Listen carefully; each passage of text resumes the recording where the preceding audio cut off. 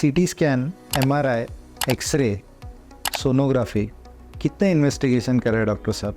क्या क्या ज़रूरी है? जो ज़रूरी है वही करा लीजिए। ये भी बार बार सुनने को मिलता है ओपीडी में। चलिए आज इसके बारे में जान लेते हैं। नमस्ते दोस्तों, मेरा नाम डॉक्टर केतन देशपांडे है and welcome to my YouTube channel. अगर कोई पेशेंट मुझे ओपीडी में ये पूछता है डॉक्टर साहब एक्सरे तो हो गया है, अभी एमआरआई और सीटी की क्या ज़रूरत है, तो मैं उनको पूछता हूँ कि आपके आधार कार्ड का फ़ोटो, फेसबुक का फ़ोटो और पासपोर्ट का फ़ोटो एक ही मोबाइल से खींचते हो क्या? अगर आपको वीज़ा के लिए रिक्वायरमेंट है तो उसके लिए आपको स्पेशल बैकग्राउंड वाले, स्पेशल रिक्वायरमेंट्स वाले फ़ोटो खिंचाने तो पड़ेंगे। आधार कार्ड के फ़ोटो पे आप इंटरनेशनल ट्रैवल तो कभी नहीं कर पाओगे। सो एक्सरे, सीटी स्कैन, एमआरआई, इन सब चीज़ों की अपनी अपनी एक अहमियत है।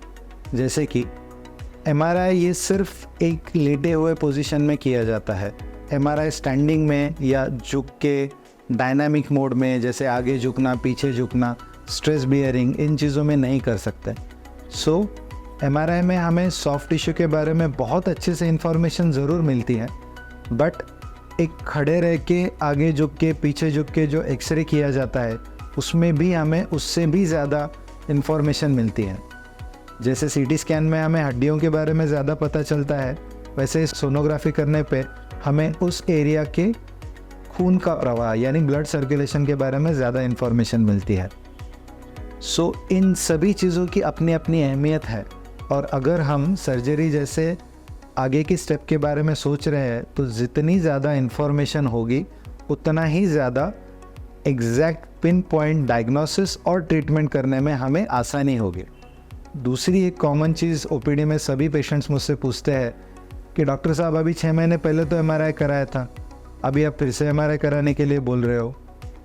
सो मैं उनको वही पूछता हूँ कि भाई अगर आपको किसी नई जगह पे जाना है और मैं आपको 1 साल पुराना नक्शा दे दूँ तो चलेगा? आज अगर उस जगह पे वहाँ की लोकल म्यूनिसिपल कॉरपोरेशन ने रोड वाइडनिंग में कुछ अलग ही बना दिया है तो कैसे हो सकता है? आप उसके ऊपर आपका ट्रिप प्लान कर सकते हो? नहीं कर सकते। सो जितना रिसेंट नक्शा हमारे हाथ में है उतने ज़्यादा प्रिसाइजली हम चीज़ों को प्लान कर पाएंगे। सो अगर आपका एमआरआई 6 महीने, 8 महीने, 1 साल पुराना है और उसके बाद में अगर उसमें कुछ नए चेंजेस डेवलप हुए हैं और हमने पुराने एमआरआई पे ही ट्रीटमेंट देना चालू रखा तो ये नई चीज़ें डेफिनेटली मिस हो जाएंगी।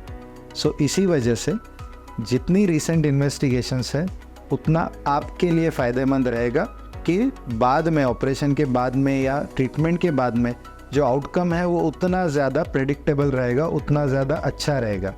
इसीलिए अगर आपके सर्जन को ऐसा लगता है कि एक fresh MRI, fresh X ray, fresh CT scan, ये सब चीज़ें करने ज़रूरी हैं तो डेफिनेटली समझ लीजिए कि वो क्यों ऐसा कह रहे हैं, और डेफिनेटली ऐसा करने से आप ही का फ़ायदा ज़्यादा है। Thank you.